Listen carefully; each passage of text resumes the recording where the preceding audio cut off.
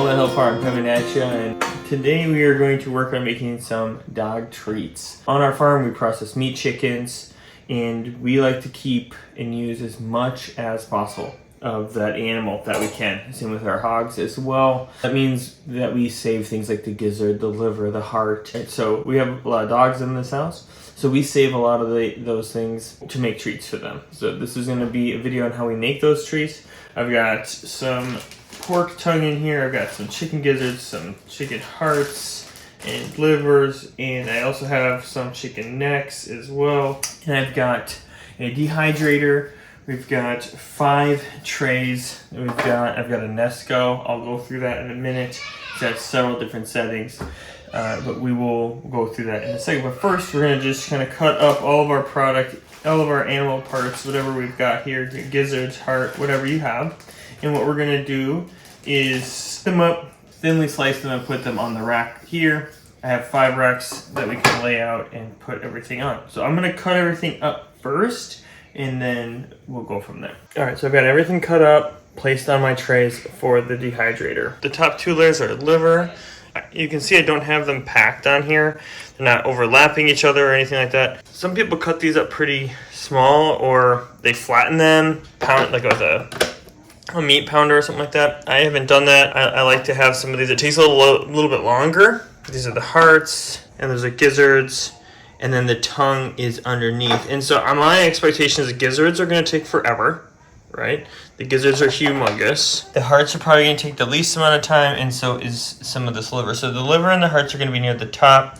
I think what I'll do is I'll probably put these down.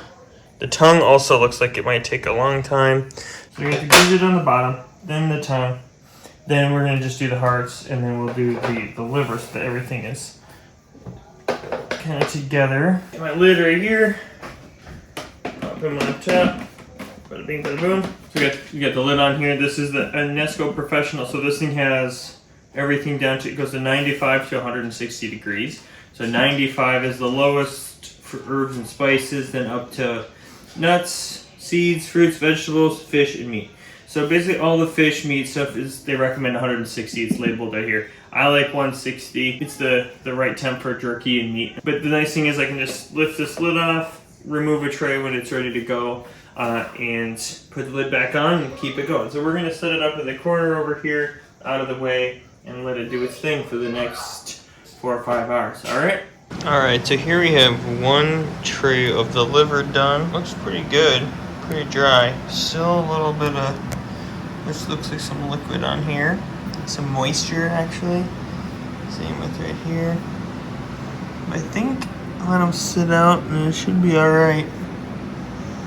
Dropped it down to my 4 layers now, so that hopefully these layers can get a little extra of the heat and the movement before we go to bed tonight. So these look pretty good. I'm gonna let them sit here and cool off, and then maybe we'll give one to the dogs and see what they think about it. Alright, we finished these yesterday. They did about 9 hours. How I like to know that they're done is that there's not a lot of moisture on top, and they kind of like pop off.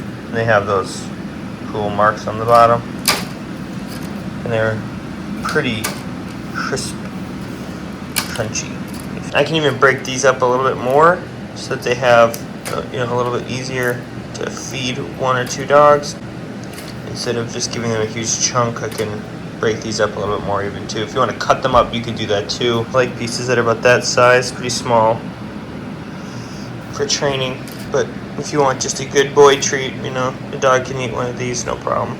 We're at about day 3 of making dog treats from our animals that we've raised here on the farm. We have the tongue, really greasy. One thing about this, I wish I was able to get them thinner, just simply because of how dense this is. It was very hard to dry out. So I think thinner might be better, really greasy. The gizzards also were just humongous on these chickens, by the way.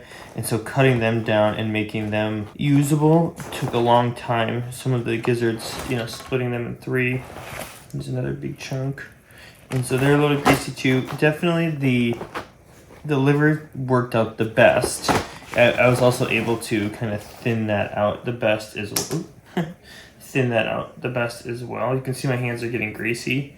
A lot of fat on here. I'm going to toss these treats with some paper towels in like a colander or something like that to kind of just get the grease off of it. It doesn't snap. This is the tongue. It doesn't snap as good as I'd like. Like it's something like a, you know, this is tongue also, but this is.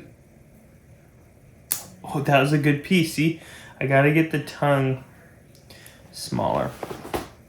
I'll set that aside. You got liver, you got the tongue, and you got the gizzard. Okay, the tongue definitely the hardest. Next time I do this, I will kind of have them a little bit frozen to help me cut very thinly sliced pieces of the tongue, because the tongue is such a dense muscle. It's very hard to get good slices while it's thawed out. You don't cut yourself, anything like that. So the gizzard also has a lot of fat on it, which I wish I would have taken off, but I just didn't really want to spend the time. The tongue, I need to cut it thinner, which will help if it's frozen.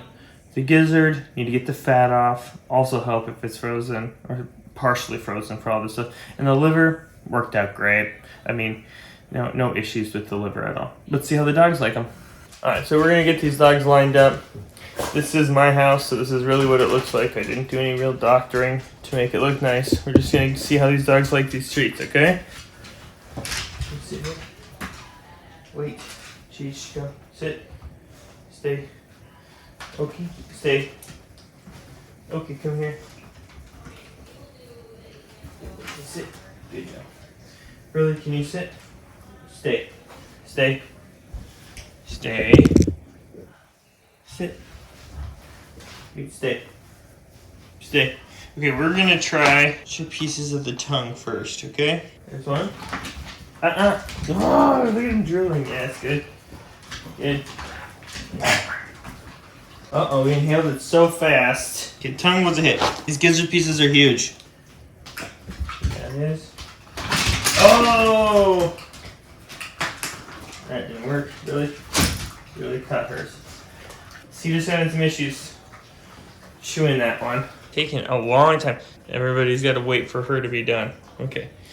I'll get the other stuff out and then we'll get them sitting.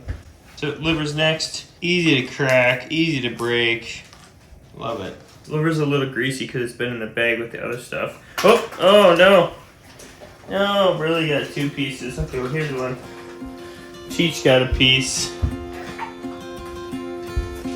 This one's just here. Okay, cool. We got it. Alright, thanks for checking out this video on how to make dog treats sustainably from animals you raised in your farm with the dehydrator. If you like the content, please make sure you like and subscribe, and take care.